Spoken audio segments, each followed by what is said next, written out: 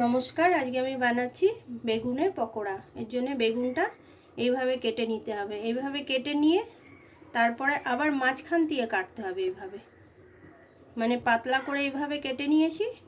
এই যে এইভাবে কেটে নিয়ে তারপরে এটা এইভাবে মাঝখান দিয়ে পেটটা কাটতে হবে। এটা এবার প্রত্যেকটা বেগুন এইভাবে পাতলা, বেশি মোটা না, পাতলা করে কেটে এইভাবে মাঝখানটিকে পেটটা কেটে নেব। কুচনো পেঁয়াজ, কুচনো লঙ্কা, কুচনো পেঁয়াজ, বেসন, চালের গুঁড়ি। প্রথমে আমি এই বেগুনের ওপর একটু নুন মাখিয়ে নেব। নুন আর একটু হলুদ মাখিয়ে নেব।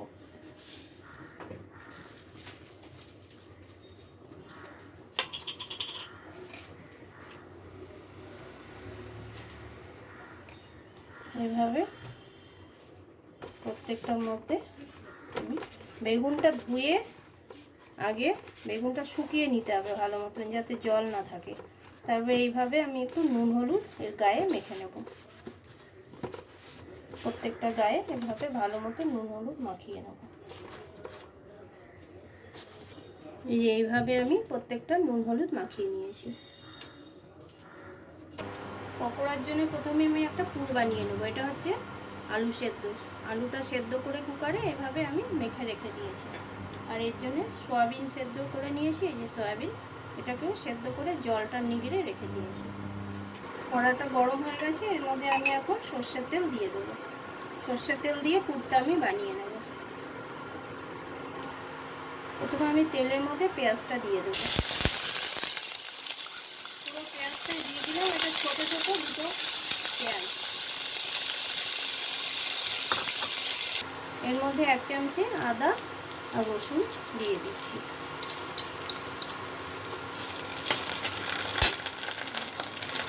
কুচনো লঙ্কাটাও দিয়ে দেবো। ঝালটা নিজেদের মতন করে নেবে। স্বাদ মতো নুন দিয়ে দিচ্ছি, কারণ না বেগুনে নুন হলুদ মাখানো আছে, তো এই জন্য একটু কম করে দেবো। হলুদ দিয়ে দিচ্ছি। মশলাটা ভাজা হয়ে গেছে, এর মধ্যে আমি এখন এই সেদ্ধ করা আলুটা দিয়ে দেবো।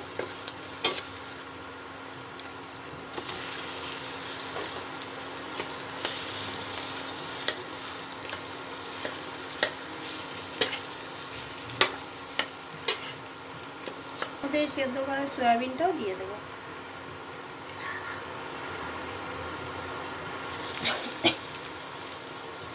অল্পই দেবো। এটা ভালো মতো পুরটা ভাজতে হবে। তাতে সামান্য একটু চিনি দিয়ে দেবো। আর এই যে এতটা ধনেপাতা দিয়ে দিলাম। ভালো মতো মিশিয়ে নেব। মিশিয়ে ঠান্ডা করে তারপরে আমি পুরটা ভরা দেখাচ্ছি। এই বাটির মধ্যে এখন আমি বেসন গুলিয়ে নেব। বেসনটা একটু বেশি গাঢ় করে করতে হবে, মানে ঘোলটা। পুরো বেসনটাই আমি দিয়ে দিলাম। এর মধ্যে চালের গুঁড়োটাও দিয়ে দেবো। চালের গুঁড়ো বেশি দিতে হবে না, ব্যাস এটুকুন দিলেই হবে। নুন দিয়ে দিচ্ছি, হলুদ দিয়ে দিচ্ছি। এবার আমি এটা জল দিয়ে গুলিয়ে নেব। অল্প অল্প করে জল মেশাবো, একবারে না তো মেশালে পাতলা হয়ে যাবে খুব। এটা বেশি পাতলা হবেও না। একটু চিলি ফ্লেক্স দিয়ে দেবো, সামান্য একটু।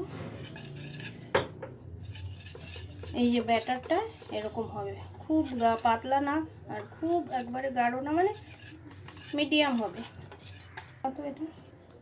এটার মধ্যে আমি বেকিং পাউডারটা একটু দিয়ে দিচ্ছি। এই যে এতটা দিয়ে দিচ্ছি, দিয়ে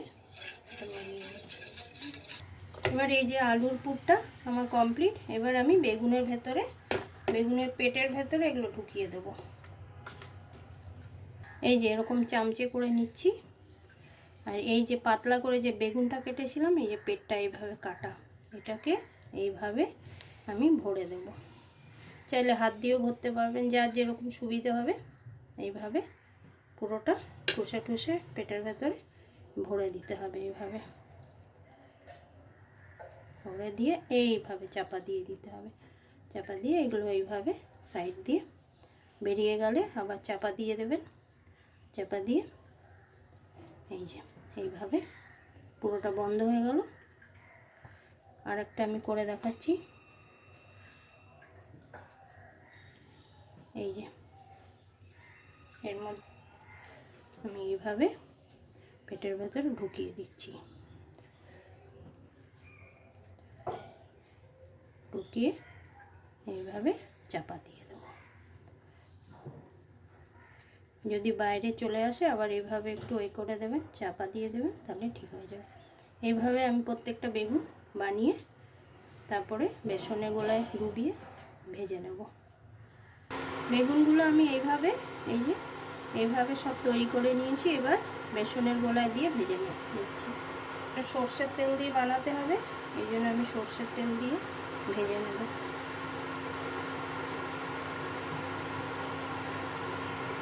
তেলটা গরম হয়ে গেছে। এর মধ্যে এই যে বেসনের এটার মধ্যে গোলার মধ্যে এইভাবে ডুবিয়ে এই যে এইভাবে ডুবিয়ে আমি ভেজে নেব সব।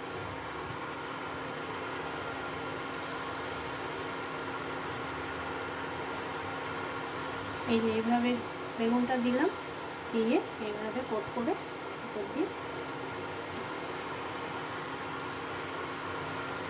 এটা এক ফোঁটাও বেরোবে না।